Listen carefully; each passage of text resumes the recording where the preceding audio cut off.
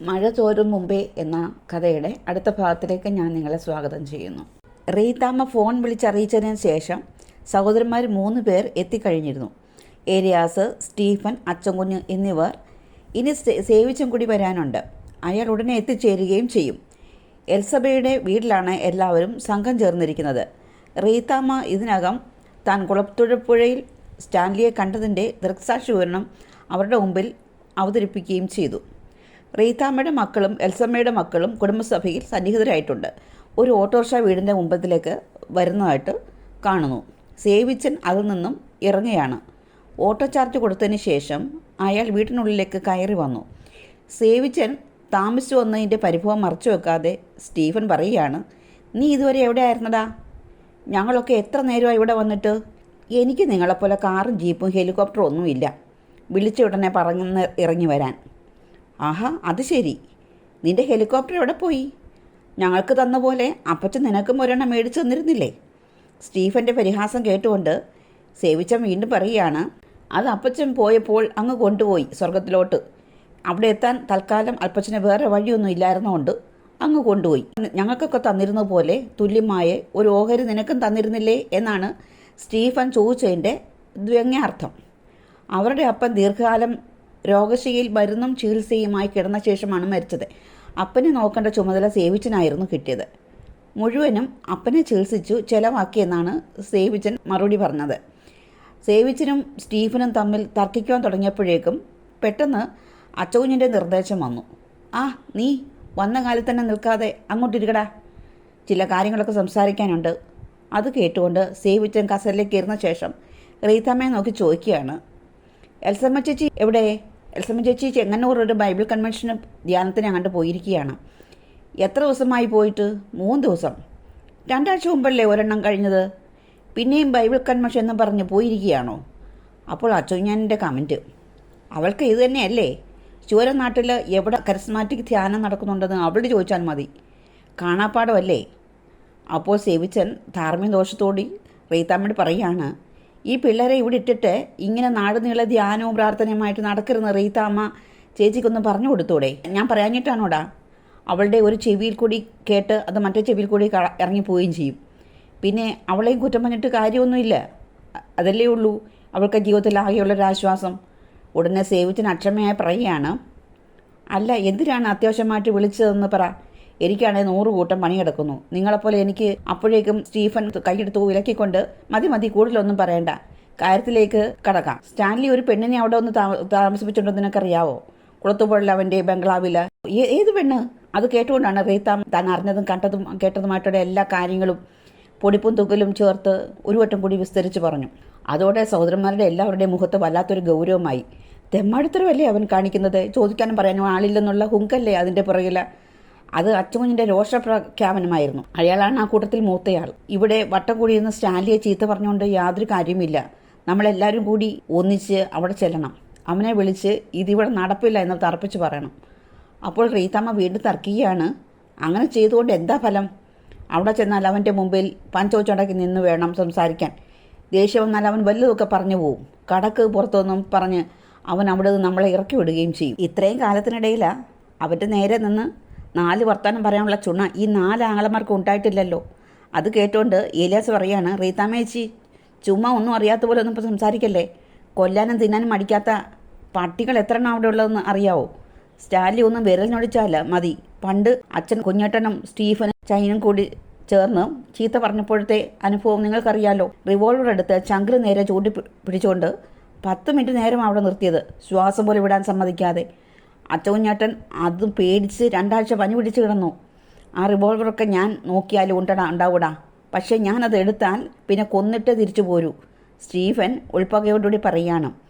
അപ്പോൾ അച്ചോയിൻ്റെ അഭിപ്രായം, ആദ്യം നമ്മൾ എല്ലാവരും കൂടി ചെന്ന് അവനോട് സംസാരിക്കാം. കാണിക്കുന്ന തെമ്മാടിത്തരമാണെന്നും തേണ്ടിത്തരമാണെന്നും മാന്യമായ ഭാഷയിൽ സ്റ്റാൻലിയോട് പറയാം. ഒരു കാരണവശാലും നമ്മളത് സമ്മതിച്ചു കൊടുക്കില്ലെന്ന് അവനെ ബോധ്യപ്പെടുത്തണം. ഉടനെ വീണ്ടും സ്റ്റീഫൻ തിരക്കുകയാണ്, അത് അവൻ്റെ മകൾ തന്നെയാണോ? എവിടുന്ന് കിട്ടിയ പെണ്ണിനെ? അവന് റീത്താമ്മ ചേച്ചി അത് ചോദിച്ചില്ലേ അവനോട്? പിന്നെ ഞാൻ ചോദിക്കാതിരിക്കുവോ? 24 കൊല്ലം മുമ്പ് അവൻ ഏതോ പെണ്ണുമായിട്ട് അടുപ്പമുണ്ടായിരുന്നു അത്രേ. കല്യാണം കഴിക്കാൻ പറ്റിയില്ല, പക്ഷേ ബാക്കി കാര്യങ്ങളെല്ലാം ഭംഗിയായി നടന്നു. അത് പറയാൻ ഒരു നാണോ ഇല്ലെന്നാണ് അതിശയം. ഈ അടുത്ത സമയത്താണ് അറിഞ്ഞത് അതിലൊരു കുട്ടി ജീവിച്ചിരിപ്പുണ്ടെന്ന്. അത് കേട്ട ഉടനെ അവൻ ചെന്ന് അതിനെ അങ്ങ് ദത്തെടുത്തു. അപ്പോൾ സേവിച്ചൻ ചോദിക്കുകയാണ്, അല്ല ഇത് ഒരെണ്ണേ ഉള്ളൂ അതോ ഇനിയും വേറെ ഉണ്ടോ? ആർക്കറിയാം, എവിടെയൊക്കെ എന്തൊക്കെ ഉണ്ടെന്ന് ഇനി പുറകിൽ വരുന്നുണ്ടായിരിക്കും, ഓരോന്ന് ജാഥ പോലെ. അല്ല, ഇത്ര നാളും ആ പെണ്ണ് എവിടെയായിരുന്നു? പെറ്റതള്ള ഒരുത്തി കാണുമല്ലോ, അതെവിടെ പോയി? പെണ്ണ് അനാഥാലയത്തിലായിരുന്നു എന്നാണ് ബൈജു ഫോൺ ചെയ്തപ്പോൾ പറഞ്ഞത്. പ്രസവിച്ചവൾ വല്ല വഴിയരിയിലും വലിച്ചെറിഞ്ഞു കാണും, അല്ലെങ്കിൽ അനാഥാലയത്തിൽ വരികയില്ലല്ലോ. ബൈജു പറയുന്നത് കേൾക്കണം. സ്റ്റാൻലി അവളെ വലിയ രാജകുമാരി പോലെയാണ് അവിടെ കൊണ്ടുവന്ന് വാഴിച്ചിട്ടുള്ളതെന്ന്. അവൾക്ക് കിടക്കാനുള്ള മുറി അലങ്കരിക്കാൻ മാത്രം ഏകദേശം 2 ലക്ഷം രൂപ എടുത്ത് ചിലവാക്കിയെന്നാണ്. പുത്തൻ ഒരു കാറും മേടിച്ചു കൊടുത്തു. വേറെ 3 മക്കളുണ്ടല്ലോ, ഒരു ജോഡി ഒരു ഡ്രസ്സ് വാങ്ങിക്കൊടുത്തിട്ടുണ്ടോ? ആ ദുഷ്ടൻ റീതാമ്മ കോപാധിക്കും കൊണ്ട് അങ്ങോട്ട് കിതയ്ക്കാൻ തുടങ്ങി. അവൾ വന്ന് കയറിയ ഉടനെ അവൾ അവിടെ ഭരണം തുടങ്ങിയത്രേ. എൻ്റെ അപ്പൻ്റെ സ്വത്താണെന്നും പറഞ്ഞ അവൾ അവിടുത്തെ ജോലിക്കാരെല്ലാം തട്ടിക്കയറി എന്നൊക്കെയാണ് പറയുന്നത്. മര്യാദ പഠിപ്പിക്കാൻ ചെന്നെന്നൊക്കെ ബൈജു പറയുന്നത് കേട്ടു. മൈക്കിൾ ആശങ്കപ്പെട്ട് ചോദിക്കുകയാണ്, ഇതിങ്ങനെ പോയി കഴിഞ്ഞാൽ അവസാനം അവളുടെ കയ്യിൽ ഇരിക്കുമല്ലോ ആ തോട്ടവും ബംഗ്ലാവുമെല്ലാം. എന്താ സംശയം? എൽസമ്മയും പിള്ളേരും വഴിയാതരമാകും. അതുകൊണ്ട് അതിനു മുമ്പ് നമുക്ക് എന്താണെന്ന് വെച്ചാൽ നമുക്ക് ആലോചിച്ച് ചെയ്യണം എന്നാണ് റീതാമ്മ മറുപടി പറഞ്ഞത്. ഉടനെ അച്ചൻകുഞ്ഞ് കട്ടിമീശ വിരിച്ച് ആലോചനയോടുകൂടി പറയുകയാണ്, ആ മൂർഖൻ്റെ അടുത്തൊരു കാര്യം പറഞ്ഞ് സമ്മതിക്കാൻ പറ്റത്തില്ലെന്നേ. പിന്നെയുള്ളത് ഒരു വഴി മാത്രമേ ഉള്ളൂ. നമ്മൾ ബന്ധുക്കൾ 10-25 പേര് ചെന്ന് അവനെ ചോദ്യം ചെയ്യുക എന്നുള്ളതാണ്. ഇതൊരു കുത്തഴിഞ്ഞ പ്രശ്നമാവുമെന്ന് അവനെ ബോധ്യപ്പെടുത്തണം. പുനലൂരുകാരെയും വിളിക്കണം. കിളവൻ്റെ കാര്യം പോട്ടെ, അയാൾ എത്ര കാലമാണ് ഇനി? ബാക്കിയുള്ളവർക്ക് എന്തായാലും സ്റ്റാൻലി കാണിക്കുന്ന ചെറ്റത്തരത്തിന് കൂട്ടു നിൽക്കാൻ പറ്റില്ലല്ലോ. അപ്പോൾ വീണ്ടും സേവിച്ച് സംശയം പ്രകടിപ്പിക്കുകയാണ്, അല്ല അയാളൊരു പട്ടാളക്കാരനല്ലേ? 25-50 പേരൊക്കെ കണ്ടാൽ അയാൾ പേടിക്കുവോ? അപ്പോൾ അച്ചക്കുഞ്ഞിൻ്റെ മറുപടി, അതൊക്കെ അങ്ങ് പണ്ട്. അവൻ നമ്മളുടെ സമാധാനം പറയിപ്പിക്കണം. പോലീസിൽ അവനെതിരെ പരാതി കൊടുക്കണം. വികാരിയച്ഛൻ്റെ അടുത്ത് ഈ പ്രശ്നം അവതരിപ്പിക്കണം. അതുകൂടാതെ രാഷ്ട്രീയക്കാരെയും ഇതിനകത്ത് ഉൾപ്പെടുത്തണം. ആരെങ്കിലും പറയും അവൻ ചെയ്തത് സൽപ്രവൃത്തിയാണെന്ന്. നാനാവശത്തു നിന്നും സമ്മർദ്ദം വരുമ്പോൾ അവൻ അടിതെറ്റും. മറ്റുള്ളവരുടെ മുമ്പിൽ അവൻ നാറണം, നമ്മൾ നാറ്റിക്കണം. വലിയ അന്തസ്സും അഭിമാനം പറയുന്നവനല്ലേ, അവൻ്റെ തൊലി ഉരിച്ച് കാണിക്കണം. അച്ചകുഞ്ഞ് സംസാരിച്ചുകൊണ്ടേ ഇരിക്കുകയാണ്. അപ്പോൾ മൈക്കിൾ ഇടയ്ക്ക് കയറി അങ്ങോട്ട് ചോദിക്കുകയാണ്, അതൊക്കെ ശരി, പക്ഷേ നമ്മുടെ ഡിമാൻഡ് എന്താണ് എന്നുള്ള കാര്യത്തെക്കുറിച്ച് ആലോചിക്കണ്ടേ? അപ്പോൾ വീണ്ടും അച്ചൻകുഞ്ഞ്, അത് സ്റ്റാൻലിയുടെ സന്തതിയാണെങ്കിൽ അല്ലെങ്കിൽ ശരി, അവളെ ഇവിടെ നിന്ന് മാറ്റുക. അതായത് എന്തെങ്കിലും കോമ്പൻസേഷൻ കൊടുത്ത് മാറ്റുക. ഇനി യാതൊരു അവകാശവും ഇല്ലെന്നും ഈ ഒരു ശല്യത്തിന് മേൽ വരുത്തില്ലെന്നും അവളെ കൊണ്ട് മുദ്രപത്രത്തിൽ എഴുതി ഒപ്പിട്ട് പറഞ്ഞയക്കുക. അത്ര തന്നെ. അതുമാത്രം പോരാ, റബ്ബർ തോട്ടത്തിൻ്റെ കാര്യത്തിൽ ഒരു തീരുമാനം എടുക്കണം. ഉള്ള സ്വത്ത് 5 ഭാഗിച്ച് അതിൽ 4 ഭാഗം എൽസമ്മയുടെ മക്കളുടെ പേരിലൊക്കെ തീരെഴുതി വെപ്പിക്കണം. അല്ലെങ്കിൽ നാളെ വേറൊരുത്തി മകളാണെന്നും പറഞ്ഞ് വന്നാലോ? അതല്ലെങ്കിൽ ഭാര്യയാണെന്നും പറഞ്ഞ് വേറെ ഏതെങ്കിലും ഒരുത്തി വന്നാലോ? ഇനി നമുക്ക് സ്റ്റാൻലി വിശ്വസിക്കാൻ ഒരു കാരണവശാലും പറ്റില്ല. അപ്പോൾ മൈക്കിൾ വീണ്ടും ചോദിക്കുകയാണ്, അല്ല സ്റ്റാൻലി ഇതൊന്നും സമ്മതിക്കില്ലെങ്കിലോ? എൽസമ്മയും മക്കളും കൂടി കുളത്തൂപ്പുഴ ചെന്ന് അവൻ്റെ ബംഗ്ലാവിലേക്ക് തിരിയുന്ന റോഡിലൊരു പന്തൽ കെട്ടി സത്യാഗ്രഹം ഇരിക്കും. അവർക്ക് അത്യാവശ്യമുള്ള സപ്പോർട്ടുമായിട്ട് നമ്മളും ഉണ്ടാവും കൂടെ. റീതാമ്മ വീറോടി സംസാരിക്കുകയാണ്. ഉടനെ ഏലിയാസിൻ്റെ നിർദ്ദേശം വരികയാണ്, നമ്മൾ ആദ്യം ചെല്ലുമ്പോൾ തന്നെ വികാരി അച്ഛനെയും രാഷ്ട്രീയക്കാരെയും അവൻ്റെ ക്ലബിലെ ആൾക്കാരെയും പുനലൂരിലെ അവൻ്റെ സ്വന്തക്കാരെയും എല്ലാം കൂട്ടിക്കൊണ്ട് വേണം ചെല്ലാൻ. ഒറ്റ ദിവസം കൊണ്ട് കാര്യത്തിനൊരു തീരുമാനം ഉണ്ടാകണം. വെറുതെ വെച്ച് നീട്ടിക്കൊണ്ട് പോയാൽ ഒടുവിൽ ചതഞ്ഞ മട്ടിലായിരിക്കും പോകുന്നത്. തുടർന്ന് കാണുന്നത് പുനലൂരുള്ള സ്റ്റാൻലിയുടെ തറവാട്ട് വീടാണ്. ഔതുകുട്ടിച്ചാൻ ചാരുകസലിരുന്ന് വിശദമായി ഒരു മുറുക്കാൻ ഒരുക്കുകയായിരുന്നു. റോബർട്ട് വീടിനുള്ളിൽ നിന്നും സിറ്റൗട്ടിലേക്ക് ഇറങ്ങി വന്നു. മടക്ക് പിച്ചാത്തിയുടെ മുന കൊണ്ട് അടയ്ക്ക ചുരണ്ടതിനിടയിൽ ഔതുകുട്ടിച്ചാൻ റോബർട്ടിൻ്റെ മുഖത്ത് നോക്കി ചോദിക്കുകയാണ്, ആരായിരുന്നടാ ഫോണിൽ? അത് പിന്നെ അപ്പച്ച തമാശയായിരുന്നു. എന്താ വിളിച്ചത്? ലാലിച്ചനൊരു പെണ്ണിനെ കുളത്തൂപ്പുഴ ബംഗ്ലാവിൽ കൊണ്ടുവന്ന് താമസിപ്പിച്ചിട്ടുണ്ടെന്ന്. നേരാണോ അപ്പച്ച? ആഹാ, നീ ഇപ്പോഴാണോ അതറിയുന്നേ? അപ്പച്ചൻ അപ്പോൾ നേരത്തെ അറിഞ്ഞായിരുന്നോ? അറിഞ്ഞുകൊണ്ടല്ലേ അന്ന് ഞാൻ കുളത്തൂപ്പുഴയിൽ പോയത്. എന്നിട്ട് അപ്പച്ചന് ആ കാര്യം ഇവിടെ പറഞ്ഞില്ലല്ലോ. ചുമ്മാ അതെന്തിനാ മറ്റുള്ളവർക്ക് പ്രയാസം ഉണ്ടാക്കുന്നതെന്ന് വിചാരിച്ചിട്ടാണ് ഞാൻ പറയാഞ്ഞത്. ഇപ്പോഴേ ഇത് കേട്ടപ്പോൾ തന്നെ നിനക്ക് ഏതാണ്ട് പോലെ തോന്നുന്നില്ലേ? അപ്പച്ച ഈ ലാലിച്ചൻ എന്നാ പോക്കൃത്തരമായി കാണിച്ചു കൂട്ടി വെച്ചിരിക്കുന്നത്? സാമാന്യ വിവരമുള്ള മനുഷ്യർ ചെയ്യുന്ന പണിയാണോ ഇതൊക്കെ? അവതാട്ടിച്ചായന ചെറുതായി ഇടയ്ക്ക് അരിഞ്ഞുകൊണ്ട് പറയുകയാണ്, എടാ അവനൊരു വിവരക്കേട് കാട്ടി. അത് കുറച്ചു കാലം മുമ്പ് നടന്ന സംഭവമല്ലേ എൻ്റെ അപ്പച്ച എന്ന് പറഞ്ഞാൽ അത് എങ്ങനെയാണ് ശരിയാകുന്നത്? ഇത് നമ്മുടെ കുടുംബത്തിൻ്റെ അഭിമാന പ്രശ്നമല്ലേ? നീ പറഞ്ഞ ശരിയാ, പക്ഷേങ്കിൽ ചില നേരത്ത് നമുക്ക് അഭിമാനം കാത്തു സൂക്ഷിക്കാൻ പറ്റാതെ വരും. ഇത് പറഞ്ഞിട്ട് ഔതുകുട്ടിച്ചാന വെറ്റിലയുടെ നാര് കളഞ്ഞ് ചൂണ്ടുവിരലിൽ അറ്റം കൊണ്ട് ചുണ്ണാമ്പ് തേച്ച് പിടിപ്പിക്കുകയാണ്. അപ്പോൾ റോബർട്ടിന് ദേഷ്യം വരുന്നുണ്ട്. അയാൾ വീണ്ടും ചോദിക്കുകയാണ്, അല്ല അപ്പച്ച, ലാലിച്ചനെ ന്യായീകരിക്കുകയാണോ? എനിക്കറിയാമല്ലാണ്ട് ചോദിക്കുക. അവർ സംസാരം തുടർന്നിടയില്ല. റബ്ബർ മരങ്ങൾക്കിടയിൽ റോഡിൽ കൂടെ ഒരു ജീപ്പ് പാഞ്ഞു വരുന്നതായിട്ട് കാണായി. ആഹാ, ആൽബിയാണല്ലോ ആ വരുന്നത്. അവനും വിവരം അറിഞ്ഞോ? ആരോടൊന്നില്ലാതെ അതുകുട്ടിച്ചാൻ ചോദിക്കുകയാണ്. റബ്ബറിൻ്റെ കരിയില പറപ്പിച്ചുകൊണ്ട് ജീപ്പ് മുറ്റത്തേക്ക് പാഞ്ഞു വന്ന് നിന്നു. ആൽബർട്ട് ജീപ്പിൽ നിന്ന് ഇറങ്ങി. അയാളുടെ മുഖം തോപ്പപൂർണമായിരുന്നു. അപ്പച്ച, ഞാനൊരു വിവരം. അതുകുട്ടിച്ചാൻ പെട്ടെന്ന് കൈ പൊക്കി വിലക്കി. പറയണ്ട. മനസ്സിലായി, ലാലിച്ചൻ്റെ ഒരു മോൾ അവൻ്റെ കൂടെ കുളത്തുപ്പുഴയിൽ വന്ന് താമസിക്കുന്നുണ്ട്. അവൻ്റെ കല്യാണത്തിന് മുമ്പ് ഒരു കയ്യബദ്ധം സംഭവിച്ചതാ. ഒരു അനാഥ മന്ദിരത്തിലായിരുന്നു അവൾ കഴിഞ്ഞ 23 വർഷക്കാലം. ഇപ്പോൾ ആ ലാലിച്ചൻ ഈ കാര്യങ്ങളൊക്കെ അറിയുന്നത്. അറിഞ്ഞ ഉടനെ അവൻ പോയി ആ പെൺകൊച്ചിനെ കൂട്ടിക്കൊണ്ട് വന്നു. ആഹാ, അത് ശരി. ലാലിച്ചനോട് അപ്പച്ച ചോദിക്കാമായിരുന്നില്ലേ ഇങ്ങനെയൊരു നാണക്കെട്ട ഏർപ്പാടിന് പോകണമായിരുന്നോ എന്ന്? അതിൻ്റെ ഒരു കുറേ ഉണ്ടായിരുന്നുള്ളൂ. ഈ കുടുംബത്തിന് സത്യം പറയാലോ, ഞാൻ ചോദിക്കാൻ ചെന്നതാടാ. ആ പെൺകൊച്ചിൻ്റെ മുഖത്ത് നോക്കിയപ്പോൾ പിന്നെ എനിക്കൊന്നും തോന്നിയില്ല. ലാലിച്ചൻ്റെ മോളാന്ന് പറഞ്ഞിട്ട് പോരാ, അത് നല്ല അസല് മോള്. ഇത്രയും കാലം അനാഥ മന്ദിരത്തിൽ കിടന്ന് കഷ്ടപ്പെട്ടതല്ലേ. ഇനി അവൾക്ക് കുറച്ചു കാലം അപ്പൻ്റെ കൂടെ ജീവിക്കട്ടെ എന്ന് സുഖമായിട്ട്. അപ്പച്ചനും അവൾക്ക് സൈഡ് നിൽക്കുകയാണോ? എടാ, അങ്ങനെ പറ്റത്തുള്ളൂ. അവളെ പരിചയപ്പെട്ട് കഴിഞ്ഞാൽ നമ്മൾ പിന്നെ അവളുടെ സൈഡാ. എൻ്റെ സ്ഥാനത്ത് ഈ പറയുന്ന നീ ആണെങ്കിലും റോബിച്ചനായാലും അവളെ കക്ഷി ചേർക്കും. എൻ്റെ അപ്പച്ചനിത് പറയാൻ നാണമില്ലല്ലോ. ലാലിച്ചൻ്റെ ഒരു തെറ്റ് പറ്റിയത് തിരുത്തേണ്ട ആളല്ലേ അപ്പച്ചന്. നാട്ടുകാരറിഞ്ഞാൽ എന്തൊരു മാനക്കേടാണെന്ന് ഓർത്ത് നോക്കിയേ. ഇങ്ങനെ ഒരു കേസ് വന്നാൽ ഒഴിവാക്കാൻ എന്തെല്ലാം മാർഗം ഉണ്ടായിരുന്നു. എന്നിട്ട് അതൊന്നും ചെയ്യാതെ ഒരുമാതിരി ആൽബർട്ട് ധാർമ്മിക രോഷം കൊണ്ട് ആകെപ്പാടെ അങ്ങ് പോകുകയാണ്.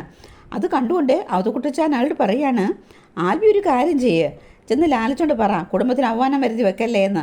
അതിനുള്ള ധൈര്യമുണ്ടോ നിനക്ക്? മുട്ടുപിറയ്ക്കും അവൻ്റെ മുമ്പിൽ ചെന്ന് നിൽക്കാനാ. അയ്യോ, അപ്പച്ചനല്ലേ പറയേണ്ടത്. ഇതൊക്കെ ഞങ്ങളാണോ?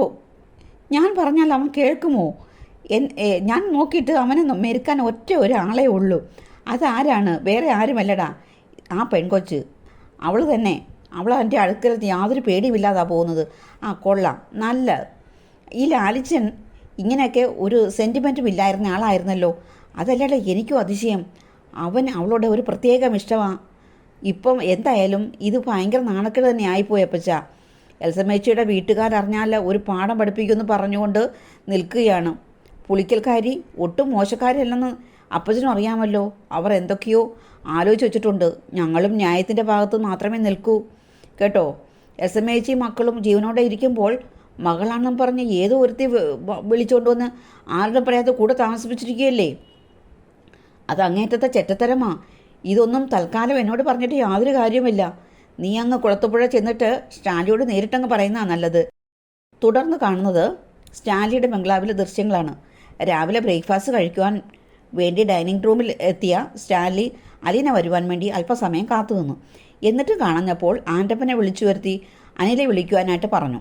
ആൻ്റപ്പൻ ചെന്ന് തന്നെ തിരിച്ചെത്തി. എന്നിട്ട് പറയാണ്, ഇന്ന് കുഞ്ഞ് ഭക്ഷണം വേണ്ടെന്ന് പറഞ്ഞു. എന്ത് പറ്റി? ഉപവാസമാണെന്ന്. ഓ, അത് ശരി. തുടർന്ന് സ്റ്റാലി കഴിക്കുവാനിരുന്നു. ഒരാൾക്കുള്ള പ്ലേറ്റ് മാത്രമേ തയ്യാറാക്കി വെച്ചിരുന്നുള്ളൂ. പൗലോസിനെ വിളിച്ചു ചോദിച്ചപ്പോൾ തനിക്ക് വേണ്ടി ഭക്ഷണം ഉണ്ടാക്കരുതെന്നും ഉപവാസമാണെന്നും അലീന പറഞ്ഞതായി അയാളും അറിയിച്ചു. പൗലോസിനോട് ഇപ്പോൾ സ്റ്റാൻലി ചോദിക്കുകയാണ്, അലീന ഇപ്പോൾ കിച്ചണിൽ വന്ന് നിൻ്റെ ജോലിക്കും വല്ലതും തടസ്സപ്പെടുത്തുന്നുണ്ടോടാ? പൗലോസ് വളരെ വിനയാന്വിതനായിട്ട് സംസാരിച്ചു. അപ്പോൾ സ്റ്റാൻലി, അതേതായാലും നന്നായി. പക്ഷെ നീ മര്യാദയ്ക്ക് നിന്നോണം. നന്ദികേട് എൻ്റെ അടുക്കൽ കാണിക്കല്ലേ കേട്ടോ. അയ്യോ അല്ല, ഞാനൊരു നന്ദികേടും കാണിച്ചിട്ടില്ല മുതലാളി. എനിക്ക് മനസ്സിലാകുന്നതൊക്കെ ഉണ്ട്. ബ്രേക്ക്ഫാസ്റ്റ് കഴിച്ച ശേഷം സ്റ്റാൻലി അലീനയുടെ മുറിയിലേക്ക് ചെന്നു. അവൾ മുറിയിലുണ്ടായിരുന്നില്ല. അലീന പ്രാവുകൂടിന് അരികിലാണെന്ന് ആൻ്റപ്പൻ പറഞ്ഞപ്പോൾ അയാൾ അവിടേക്ക് പോയി. അവൾ പ്രാവുകൾക്ക് തീറ്റ കൊടുക്കുന്ന തിരക്കിലായിരുന്നു. സ്റ്റാൻലി അല്പനേരത്തേക്ക് അത് നോക്കി നിന്നു. പ്രാവുകൾ ഭയം പിടിഞ്ഞ് അവളുടെ കാൽച്ചുവട്ടിൽ നടന്ന് കൊത്തിപ്പെറുക്കി തിന്നുന്നു. അവൾ കുനിഞ്ഞ് അതിലൊരെണ്ണത്തിനെ എടുത്തു കൈവിളയിൽ വെച്ചിട്ട് മറ്റേ കൈവിളയിൽ തീറ്റ വെച്ചു കൊടുക്കുന്നു. പ്രാവ് അവളുടെ കൈത്തലയിൽ നിന്നും ഓരോ തവണ കൊത്തുമ്പോഴും അവൾ ഇക്കിളിയിട്ട പോലെ ചിരിക്കുന്നു. തൂവെള്ള ചുരിദാറാണ് അവൾ അണിഞ്ഞിരിക്കുന്നത്. സ്റ്റാൻലി ലോണിലൂടെ നടന്ന് അവളുടെ സമീപത്തെത്തി. സ്റ്റാൻലിയെ കണ്ടുകൊണ്ട് ഒരു പുഞ്ചിരിയോടെ Aleena, good morning papa. Good morning. നീ എന്താ ബ്രേക്ക്ഫാസ്റ്റ് കഴിക്കായിരുന്നത്? എനിക്ക് ഉപവാസമാണ്. ആഹാ, നീയും ഭക്തിക്കാരിയാണോ അലീന?